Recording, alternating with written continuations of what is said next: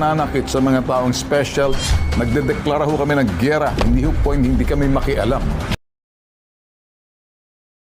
Kumusta mga ka-idol, ang pagbabalik ng ating YouTube channel Boy Jun Channel, sa ating video ngayong mga ka-idol. May panibago na naman tayong channel na i-review. Ang channel ni Bitag Ben Tulfo, ang isang programa sa television, ang Bitag ni Ben Tulfo, ang programa na handang tumulong sa mga nangangailangan, at mga inaapi na mga kapatid nating mahihirap. Nag-join ito noong April 15, 2016. At may video views itong umaabot ng 2,133,972,784, at may subscribers itong umaabot ng 6.23 million.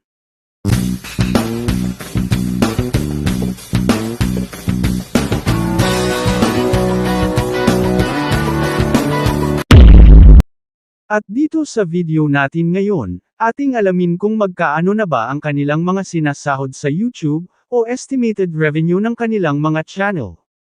Disclaimer lang mga ka-idol, ang lahat ng mga binabanggit ko dito ay estimated ko lamang, gamit ang isang website na ang Social Blade.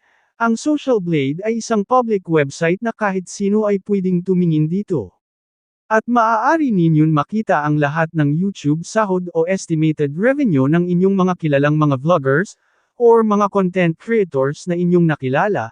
Ang layunin natin dito ay para makapagbigay ng inspirasyon sa ating mga maliliit na mga vloggers katulad ko. At dito na tayo sa kanyang official website, ang Social Blade, ating makikita ang kanyang upload video na umaabot ng 11,570, at sa kanyang subscribers naman na umaabot ito ng 6.23 million, at dito sa kanyang video views na umaabot ng 2,133,972,784, country Philippine, channel type, entertainment. Nag-umpisa itong mag-vlog noong April 15, 2016, at ang kanyang total grade bay, at dito na tayo sa kanyang the last 30 days na subscriber, may nakuha itong 30,000, at tumataas pa ito sa susunod na mga linggo, at dito na tayo sa kanyang the last 30 days na video views, may nakuha itong 8.169 million, at bumababa ito ng 29.4%. At dito na tayo sa kanyang YouTube stats summary, magbase tayo sa February 1, hanggang February 14, ating makikita ang kanyang subscribers at video views na nakadagdag, at dito na tayo sa kanyang daily average estimated revenue, sa lowest, may nakuha itong $68, kung ating ipalit sa peso. May 3,944 pesos.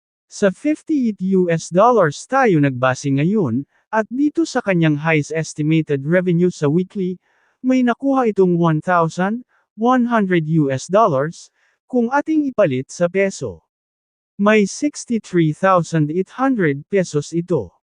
At dito na tayo sa kanyang weekly estimated revenue, sa lowest, may nakuha itong $477,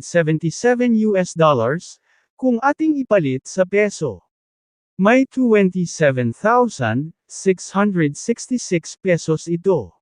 At dito na tayo sa kanyang highest estimated revenue sa weekly, may nakuha itong $7,600, kung ating ipalit sa peso. Umaabot ito ng 440,800 pesos. Wow, ang laki ng kanyang weekly estimated revenue ni Sir Ben Tulfo, sa bitag ni Ben Tulfo isumbong mo.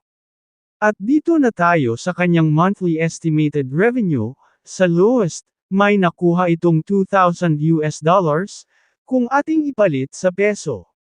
Umaabot ito ng 116,000 pesos. At dito na tayo sa kanyang highest monthly estimated revenue, may nakuha itong $32,700, kung ating ipalit sa peso.